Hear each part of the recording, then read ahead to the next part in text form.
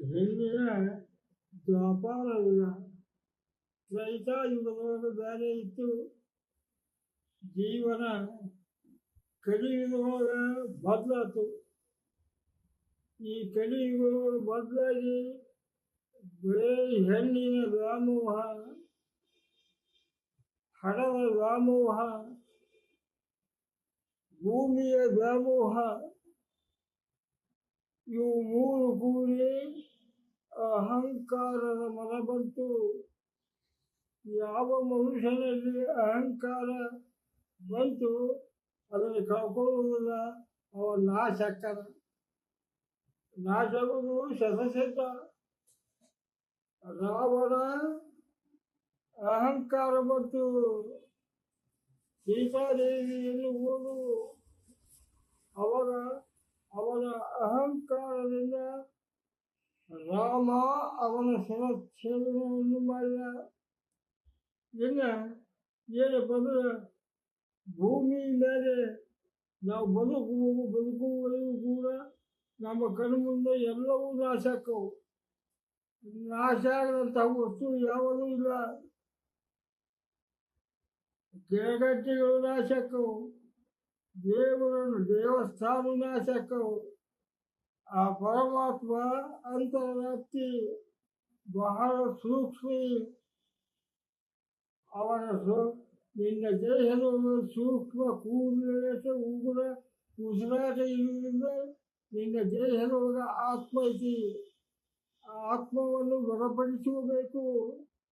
ಆತ್ಮವನ್ನು ಯಾವಾಗ ನೀ ಬಲಪಡಿಸುವುದೇ ಅವಾಗ ನಿನ್ನಂಥ ಶ್ರೀಮಂತ ಯಾವುದೂ ಇಲ್ಲ. ಇವತ್ತಿನ ಜಗತ್ತಿನೊಳಗೆ ಬಡವ ಅನ್ನುವಂಥ ವ್ಯತ್ಯಾಸ ಏನೂ ಕೂಡ ಇಲ್ಲ.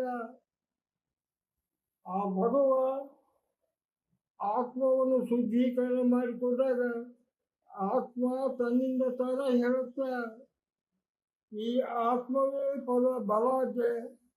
ಆತ್ಮವನ್ನು ಪರಮಾತ್ಮ ನಿಮ್ಮ ದೇಹದೊಳಗೆ ಕುಂತಾನ. ಆತ್ಮದ ಕೂಡ ಅದನ್ನು ಬಲಾಢ್ಯ ಮಾಡಿಕೊಡ್ರಿ. ಮತ್ತು ಏನಪ್ಪ ಅಂದ್ರೆ ಜಗತ್ತಿನೊಳಗೆ ಆಗತಕ್ಕಂಥ ವ್ಯವಹಾರಕ್ಕೆ ಮೋಸ ಹೋಗಬೇಡ್ರಿ. ಇದು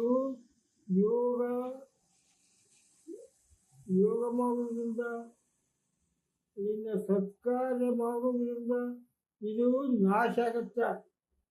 ಈ ನಾಶ ಆಗುತ್ತೆ. ಈ ನಾಶ ಆಗುವಂಥ ವಸ್ತು ಏನೈತಿ ಪರಮಾತ್ಮನ ಚಿತ್ರ, ಆ ಪಾರ್ವತಿಯ ಚಿತ್ರ. ಇವನ್ನ ನಾವು ಬಲಾಢ್ಯವಾಗಿ ಮಾಡಿಕೊಂಡು ಹೋಗಬೇಕು. ಅಂದರೆ ನಾವು ಸುಖವಾಗಿರ್ತೀವಿ, ನಮ್ಮ ಪ್ರಪಂಚ ಸುಖವಾಗಿ ಹೋಗುತ್ತಾ. ಇದು ಏನಪ್ಪ, ನೀನು ತಾಯಿಯ ಗರ್ಭದಲ್ಲಿದ್ದಾಗ 9 ತಿಂಗಳ ಆ ಪರಮಾತ್ಮನ ಧ್ಯಾನವನ್ನು ಮಾಡಿ ಭೂಮಿಗೆ ಬಂದು ಅವರೆಲ್ಲ ಈ ಲೌಕಿಕದ ವ್ಯವಹಾರದೊಳಗೆ ಮರೆತು ಆದರೆ ಆ ಶಿವನ ನಾಮ ಮಹತ್ವದ್ದು. ಆ ಶಿವನ ನಾಮವನ್ನು ಮಾಡಿ ಉದ್ಧಾರ ಆಗಲಿ ಅಂದರೆ ಮೋಕ್ಷ ಆಗುತ್ತೆ. ಇದು ಸತ್ಯ. ಮಾರ್ಕಂಡೇಯ ಮುನಿ 14 ವರ್ಷದ ವಯಸ್ಸಿನೊಳಗ ಇತ್ತು.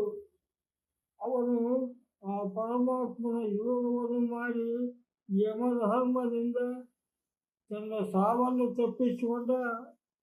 ಅದಕ್ಕೆ ನೀವು ಯೋಗವನ್ನು ಮಾಡಿ ಮತ್ತು ಪೂಜೆ ಪುರಸ್ಕಾರಗಳನ್ನು ಮಾಡಿ ನಿಮ್ಮ ದೇಹವನ್ನು ಅಚಲ ಮಾಡಿಕೊಳ್ಳಿ.